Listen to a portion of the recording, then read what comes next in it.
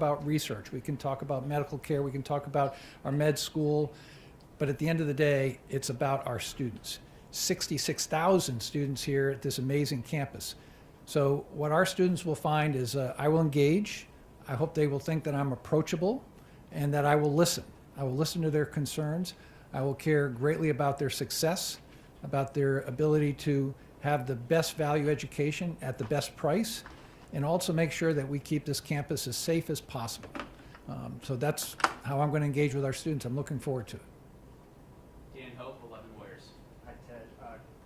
Ohio State's also looking for an athletic director right now. I'm curious, you coming in as president, kind of what will your role be in that as you're integrating here into the university to hiring the new athletic director for next year? So it's interesting, if you go back and look at what I've had to do in Nebraska in the three and a half plus years, I've had to let go of a football coach at the Cornhuskers, had to hire a new football coach, 2 athletic directors, one at UNO and one at Lincoln, 2 chancellors. So I've been in the talent management space for a long time.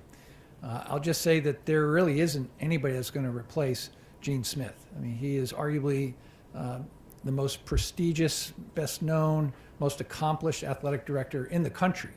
So let's just be clear, there is no replacing a legend like Gene Smith. That said, I'm looking forward to working with him. We'll have 6 months to work on it together. I'm excited about the opportunity to build that new team of leadership in arguably the greatest Division I sports program of any college campus in the country. Amanda Tonoli, Business First. How do you plan to work with the medical center, and have you had any leaders there? I have. I've met with John Warner, and we had a great relationship already. There's so much to learn with what they're doing with their 7 colleges and what they do for the clinical space. I know they are a tremendous asset for the entire state of Ohio. I look forward to continuing what they can do. I'm looking forward to learning more about what they can do in the research space. They are arguably one of the greatest medical research facilities in the country. George Shilcock, WOSU. Hi. I heard your comment about education being under attack during your speech, and I wanted to ask, in your time in Nebraska, especially the last 2 years, the legislature there put increasing pressure on the university, put spending in political crosshairs, tried to institute a ban on critical race theory.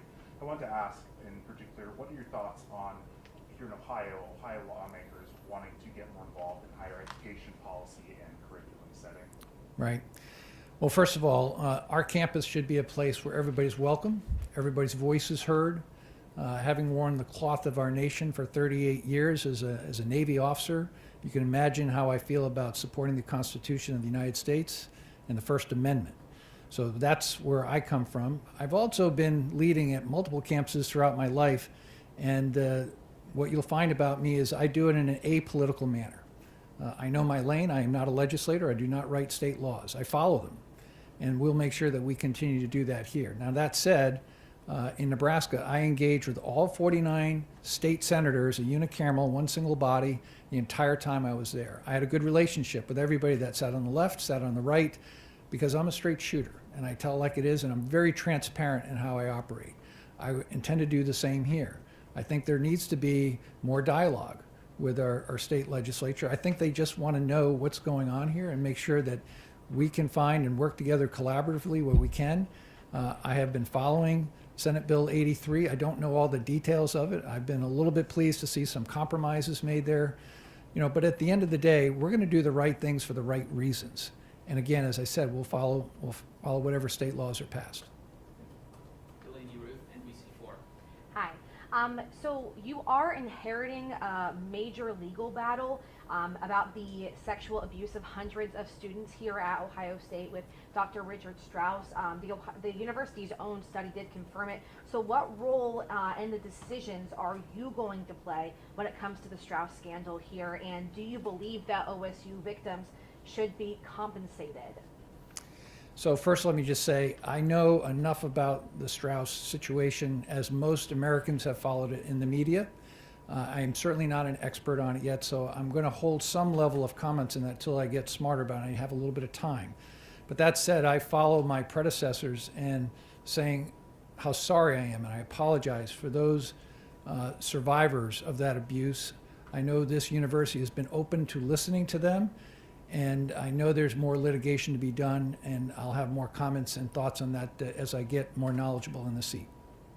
Max Philby, Columbus Dispatch.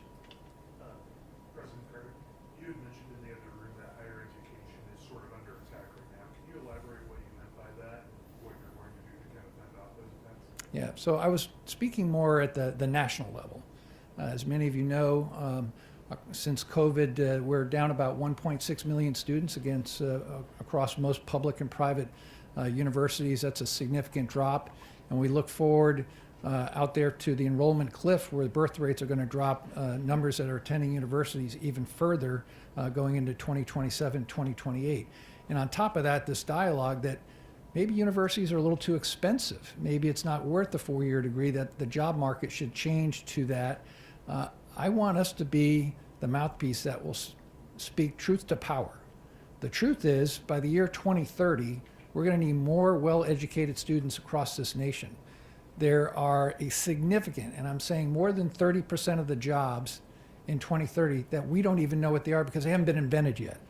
But they're going to need a higher education degree. And you're going to earn $1.5 million more with a degree than if you didn't have one. That's a fact. So we ought to be able to speak plain language and say why higher education matters. But in the meantime, we should also make sure that we are being affordable and accessible as much as possible. Caleb Michael, NBC4. First things first, welcome to Ohio. It's a great Thank you. place to be. Once your tenure does start, is there anything specifically you were hoping to accomplish during your time at Ohio State? Well, this is already a great university. But, you know, when you're at or near the top, some people would say there's only one place you can go, and that would be down. I'm going to make sure that we don't ever go down. In fact, where we are at the top, like our nursing programs, we want to make sure that we stay at the top. Our College of Law, near the top of the best in the country, we want to make sure that we maintain that. Where we're not, in some areas where we're just really, really good, how about we get to great? So I'm going to be making sure that all of our programs are centers of excellence. Sierra Salaji, NBC4.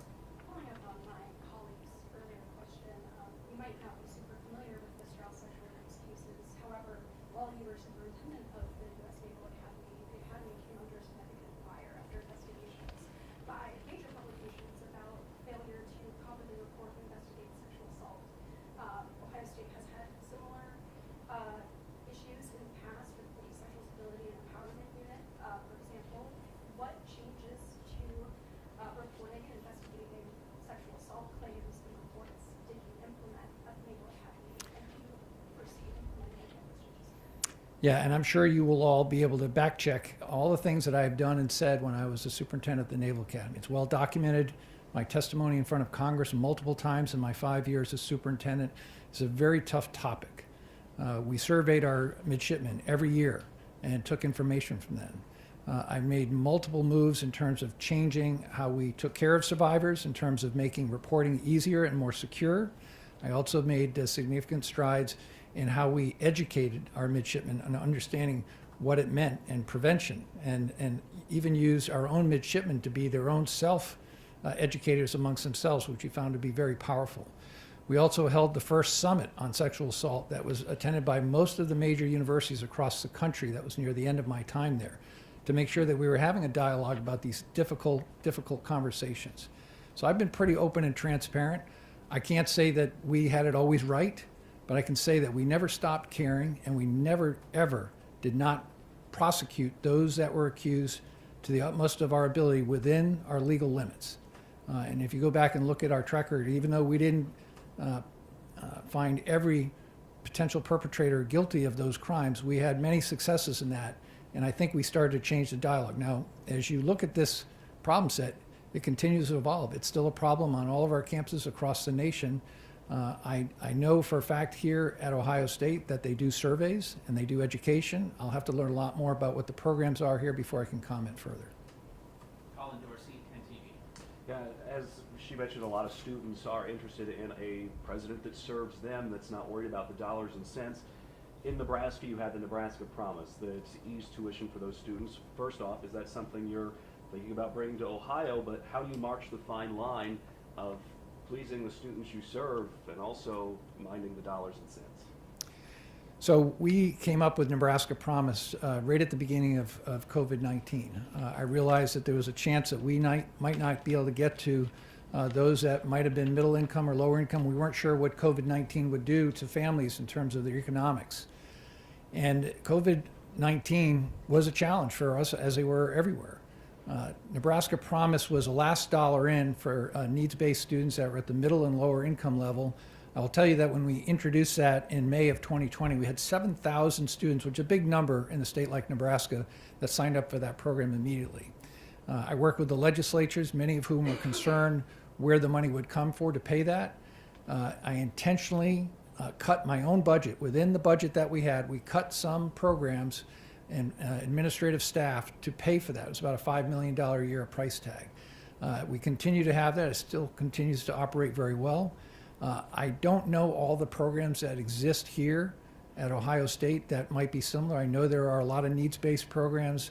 I know the previous president had introduced some initiatives to try to make a zero debt move for students that were here, and I've seen the percentages of students leaving with zero debt going up over the last couple of years. I applaud that effort. I don't know much more about it. I'll have to look into it a little bit more. Julie Carson-Mike, Associated Press. So you presided over some enrollment gains in Nebraska and diversifying and managing up to Right. lower income students. How do you see the U.S. Supreme Court's ruling on affirmative action challenging similar efforts here? I think, first of all, we've got to acknowledge that we'll follow the law, that our application process, whether it's already changed or not, I haven't been able to look that deeply into it. But we just have to understand that that doesn't change our mission. We should be open and welcome to students of all backgrounds. I mean, that is the very definition of diversity. Interestingly, as you may have noted, that the service academies were exempt from that. I will tell you that while I was superintendent of the Naval Academy, we did not use any quota systems. We did not use affirmative action in that regard to try to fill our ranks with some set number of students. We used a whole person multiple, and I see us doing something similar now in the state of Nebraska. We already had laws that prevented us from using affirmative action to begin with, so there was no change to how we do admissions there. We'll study and learn more about how that applies here. But as I look at the campus background that's here, I'm very proud to see that this is a very, very diverse campus here, and I'm excited to be part of it. Bill Rowland, ABC6. Welcome. Thank you. Mr. President, I assume you won't root for the Huskers on certain days in the future of the shoe. We'll let that slide. Right. As you well know, even though you've been out of the military a few years, there's become increasing pressure on the supposed woke culture, politically correct, you name it, diversity, equity, inclusion. Universities come under that same fire. You already broached some of these topics. Where do you come down? This was something that the previous president emphasized very aggressively here. Do you plan to do the same? So I'm going to be myself. To be quite frank, I don't know Christina Johnson very well. We met virtually during COVID when she first got here. I will do the job the way I have learned how to do it at other campuses. I think first and foremost, I want to understand the culture that I'm coming into and then be part of that and lead from that perspective. As I mentioned, I take the approach in this job in an apolitical manner, but I also look at through the lens of what is in the best good for our students, our faculty, and our staff. And what I mean by that is I will focus on the mission of what we do, and the mission's very clear here. I mean, it's about education, it's about meaningful research, it's about attracting and retaining faculty, the best that we can find in the country. It's about taking care of medical education, doing medical research, medical care, and then, of course, athletics, which is a big part of the biggest Division I athletic program in the country. So I will stay very clear to the mission. I don't use words like woke or the words that are out there. I find those to be clickbait. We just do what's right, and everything else will take care of itself. Could you elaborate on what's right in terms of DEI? Well, I think, first of all, DEI has already become a clickbait phrase. I suppose. So just by saying it, people will render some sort of opinion. But here's how I view it. You know, if we are going to be open to bringing all walks of life and educate them, let them grow emotionally, physically, socially, at an institution like this, they're ready to be good citizens. We want to have a diverse campus, and that's much, much more than what the color of skin or what ethnicity somebody is.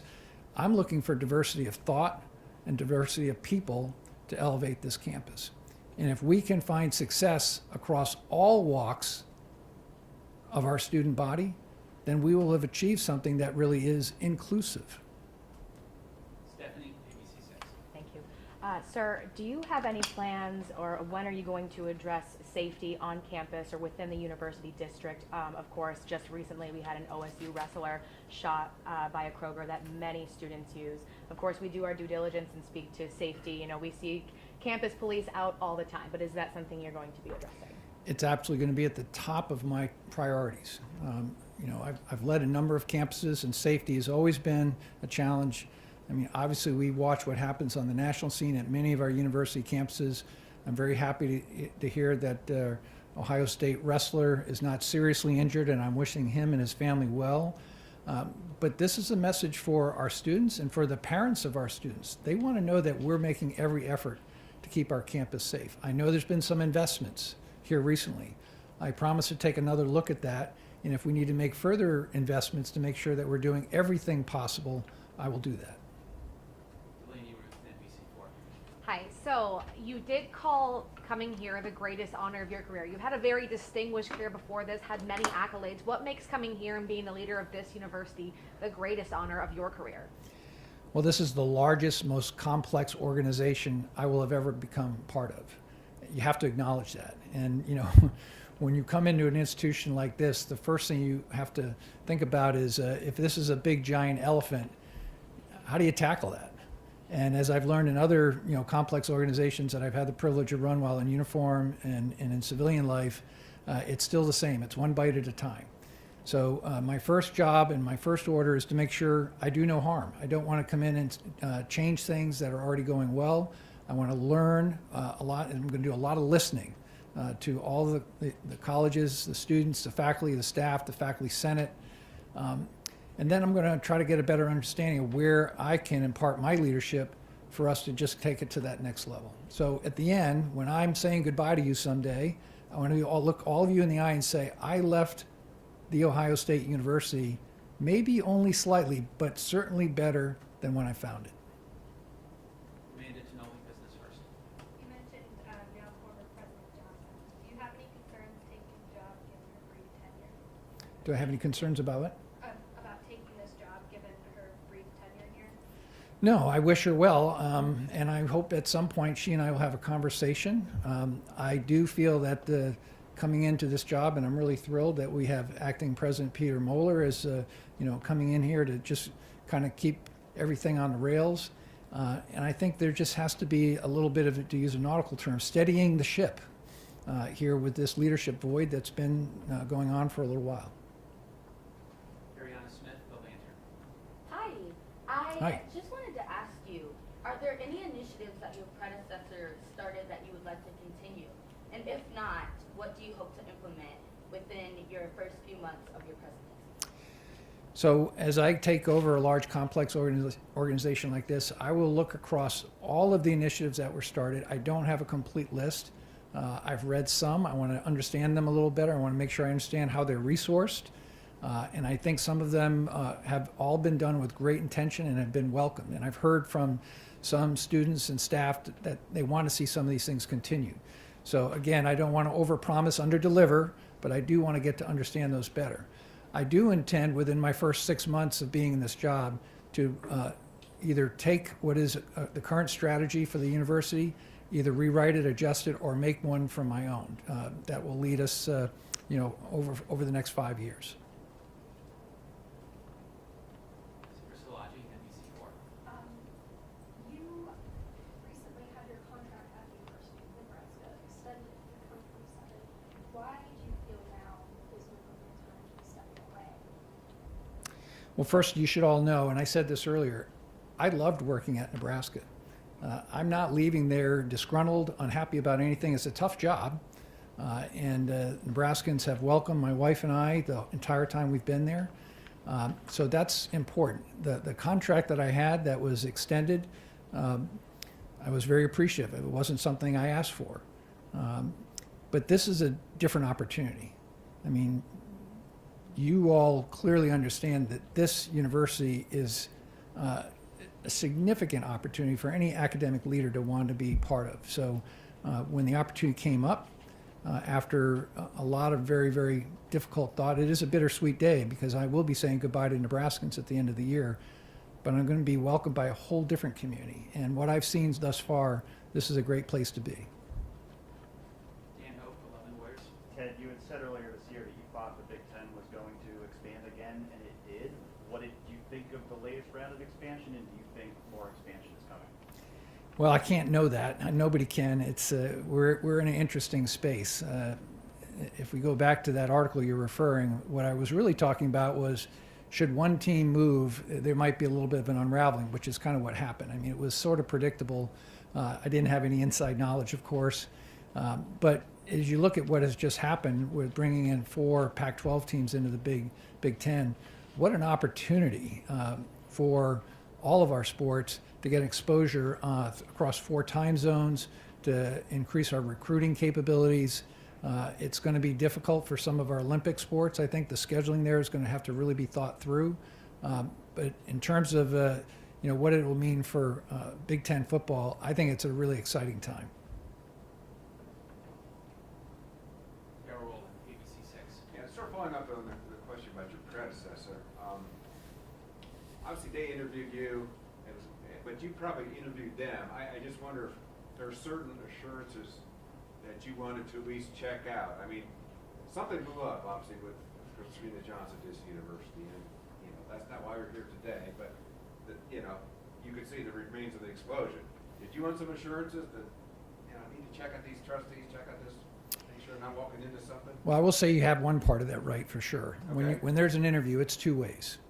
And I will just say that this board of trustees is exceptional. Not just because they picked me, but they are exceptional because of the talent they bring, the passion they have for this university. I've been very impressed by the board of trustees. Thank you, everybody. We'll give the lantern the last shot. All right, the lantern, you get last word. Yes, so I just have one more question for you. So your presidency starts January 1st, 2024. What do you plan to do between now and then to plan for your presidency?